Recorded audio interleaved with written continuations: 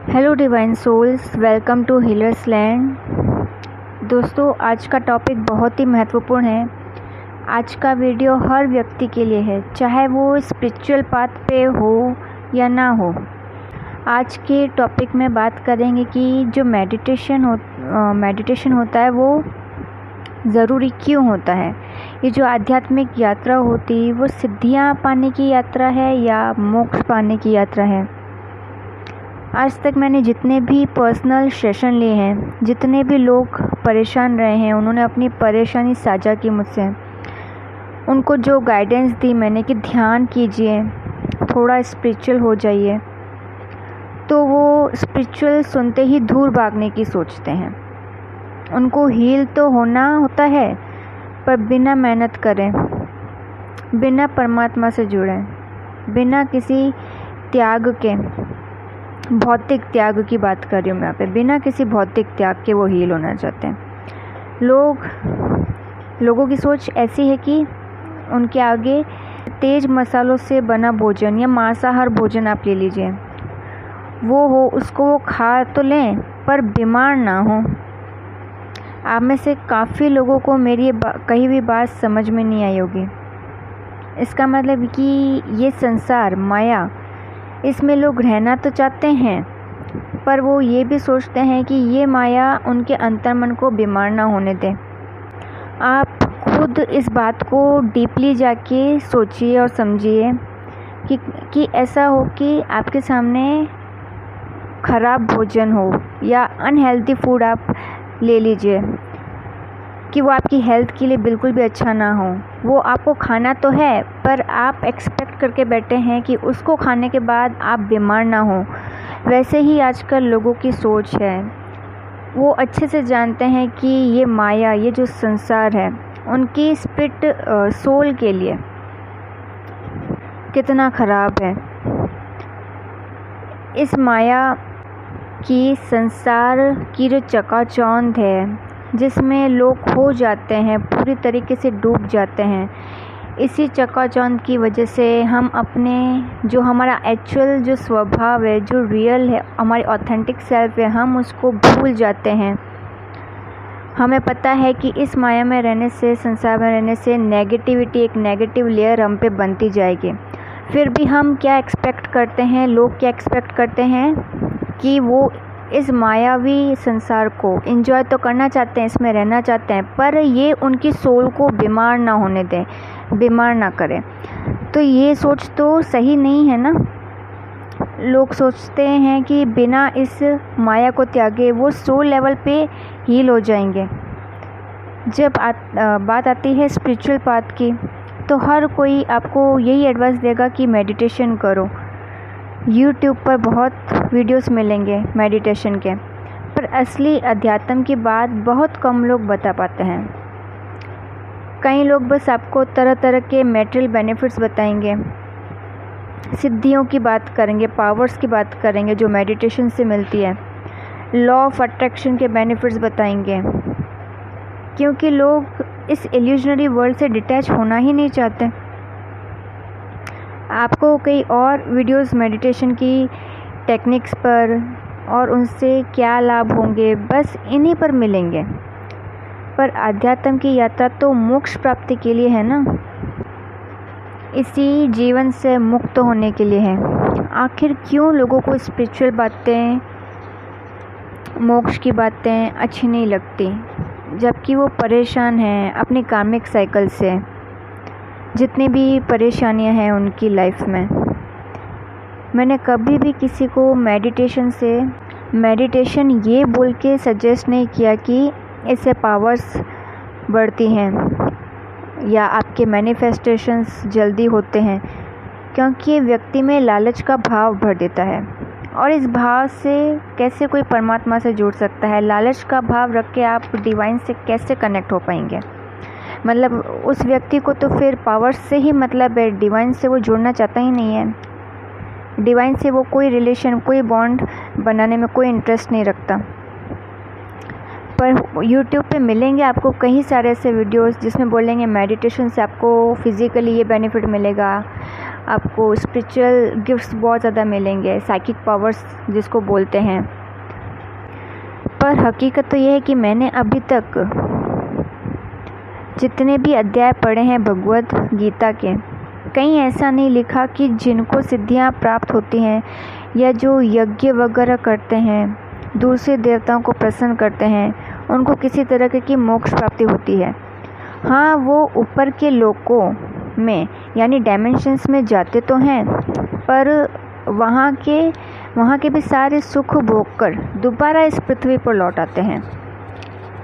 अपने जो लोग ये सोच के पुण्य कर्म करते हैं कि चलो हाँ हम अच्छे काम करते हैं, पुण्य कर्म करते हैं तो हमारा अगला जीवन अच्छा होगा, तो हाँ मतलब ऊपर के डायमेंशंस में जाते तो हैं, इवॉल्व होते हैं, एलिवेट होते हैं, अपने पुण्य कर्मों का फल भोग कर फिर इस पृथ्वी पर जन्म ले लेते हैं।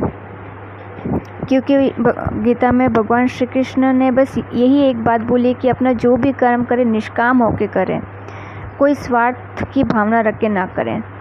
भले आप अच्छा काम भी कर रहे हैं तो उसमें आप स्वार्थ मत रखिए कि हमारा ये अच्छा काम कर रहे हैं तो अगला जन्म हमें अच्छा मिलेगा। अगर आपने एक्सपेक्टेशंस रखी, अब चलो आपको फल भी उसके अच्छे ही मिलेंगे, पर आपकी जो कार्मिक साइकिल है, जो जन्म मृत्यु का चक्र है, वो तो बढ़ता ही जाएगा, वो तो ख़त्म नहीं होगा, क्योंकि आपने एक्सपेक्टेशंस किए ना, आपको उसका फल चाहिए। फ्रेंड्स, ये जो परमात्मा को पाने का रास्ता होता है वो इतना सरल नहीं होता। कुछ पावर्स के मिल जाने से लोग सोचते हैं कि वो मुक्त हो चुके हैं, उनको मोक्ष मिल गया, पर यूनिवर्स कई तरीके से हमारी परीक्षा लेता है। वो परमात्मा हमसे छीनकर भी हमारी परीक्षा लेता है, हमको आजमाता है और बहुत कुछ देकर भी आजमाता है हमें।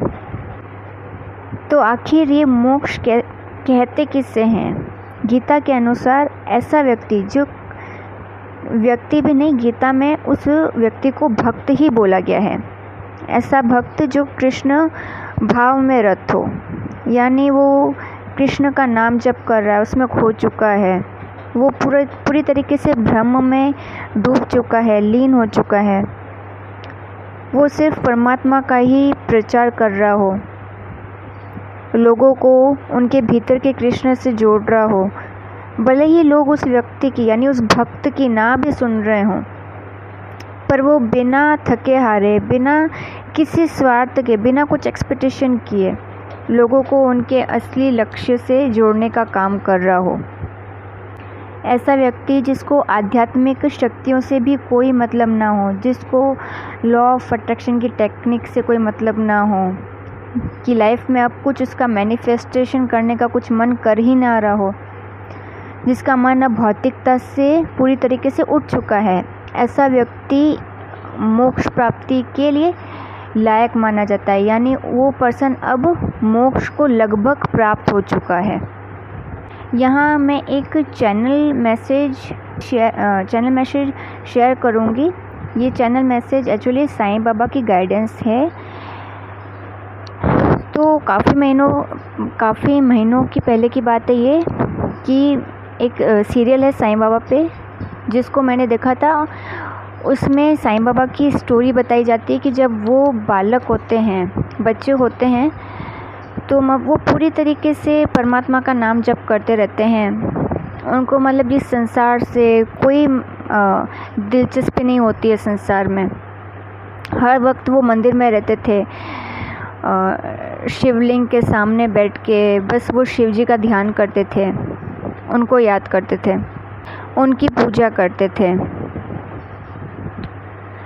तो ऐसे करके फिर स्पिरिचुअल मास्टर्स जो होती हैं, जो इवॉल्व सोल्स होती हैं, तो जो स्पिरिचुअल मास्टर से जब उनसे वार्तालाप होता है, मतलब वो जब आमने सामने होते हैं स्पिरिचुअल मास्टर से, तो वो उनको बोलते हैं साईं बाबा को कि तुम्हें बिल्कुल भी लालच नहीं है भौतिक सुखों को लेके, क्योंकि साईं बाबा को बस बचपन में जब वो बालक भी थे तब भी बस वो जन सेवा के बारे में, जन कल्याण के बारे में सोचते रहते थे कि उनको बस लोगों की सेवा करनी है। तो ये बात जो स्पिरिचुअल मास्टर सोल होती है, उनको बहुत अच्छी लगती है। तो वो उनके कई सारे टेस्ट लेते हैं, यानी साईं बाबा के टेस्ट लेते हैं, और फिर आगे की जो उनकी जर्नी है, स्पिरिचुअल जर्नी है, 12 सालों तक वो उस मास्टर सोल के साथ अपने आगे की जो तपस्या होती है उसको वो पूरा करते हैं। उसके बाद जाके यूनिवर्स से साईं बाबा को पावर्स मिलती हैं। पावर्स जो सोचते हैं ना कि हमने 4 साल 3 साल मेडिटेशन किया, हमें बहुत सारी पावर्स मिलेंगी, ऐसे ही नहीं मिल जाती। वो स्पिरिचुअल मास्टर्स, जो मास्टर सोल्स होती है, वो देखती है कि इसके मन में कैसे भाव हैं।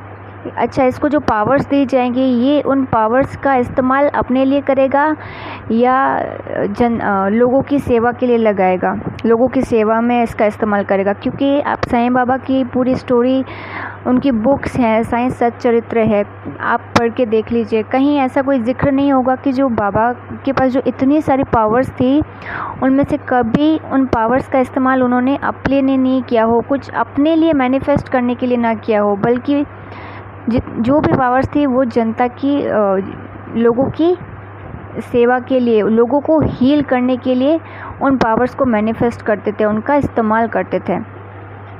साईं बाबा को खुद को उनकी कभी रुचि नहीं थी उन पावर्स पे, कोई मोह नहीं था, आसक्ति नहीं थी। मोक्ष कहते हैं ना, मोक्ष पाने के लिए हमें हर तरह की आसक्ति को ख़त्म कर देना होता है मन से, चाहे वो आसक्ति इस 3rd डायमेंशन की हो, चाहे ऊपर के डायमेंशंस की हो, चाहे भौतिक सुखों की हो, धन दौलत की हो, चाहे ऊपर के लोगों में जो पावर्स मिलती हैं, जो स्पिरिचुअल लेवल पे जो पावर्स मिलती हैं, उसकी भी आसक्ति ना हो। वही व्यक्ति हकदार है खुद को मोक्ष बताने का, कि उसे मोक्ष मिल चुका है। कुछ लोग इस बात से बेखबर हैं कि परमात्मा ने सत्युग लाने के लिए एक रेस्क्यू मिशन की शुरुआत कर चुके हैं, शुरुआत हो चुकी है। जैसे कि एक बच्चा एक गहरे बोरेवेल में गिर जाता है ना, और जब उसको रेस्क्यू करना होता तो 50 लोगों की भीड़ जुट जाती है उसको बचाने के लिए। ऐसे ही परमात्मा ने कई आत्माओं को धरती पर भेजा है और भेजते भी हैं, ताकि वो रेस्क्यू मिशन चला सकें और सबको इस माया जाल से बाहर निकाल सकें। सोचिए, एक बच्चे को उस बोरेवेल से निकालने के लिए जब इतने लोग, 50 लोग हैं, तो इस माया से निकालने के लिए, यानी एक व्यक्ति पे कितने रेस्क्यू करने के लिए कितने लोगों को लगाया जाता है, कितनी जो मास्टर सोल्स आती हैं वो इस पृथ्वी पर आती हैं। जैसे आप बिक्की शिवानी को ले लीजिए, आचार्य प्रशांत जी को ले लीजिए, और भी कई लोग हैं जो बाकी लोगों को एक तरीके से रियलिटी बता रहे हैं इस 3D वर्ल्ड की, कि हकीकत क्या है इस माया की। उनको इस माया से निकालने की कोशिश करें, क्योंकि ये पूरा भ्रम है, एक जाल है भ्रम का, एक इल्यूजनरी वर्ल्ड है जिसमें सिर्फ झूठ फैला हुआ है। इस माया का, इस संसार का सत्य से कोई ताल्लुक़ नहीं है। इसके अलावा रियलिटी क्या है मेडिटेशन टेक्निक्स की, जो फंस जाते हैं मेडिटेशन की टेक्निक्स पे, थोड़ा सा मेडिटेशन करके उनको लगता है कि वो मोक्ष प्राप्त कर चुके हैं। उसके लिए एक छोटा सा वीडियो है जिसका लिंक मैंने डिस्क्रिप्शन बॉक्स में दे रही हूँ, ज़रूर जाके देखिए। तो आज के वीडियो को यहीं समाप्त करती हूँ। God bless you.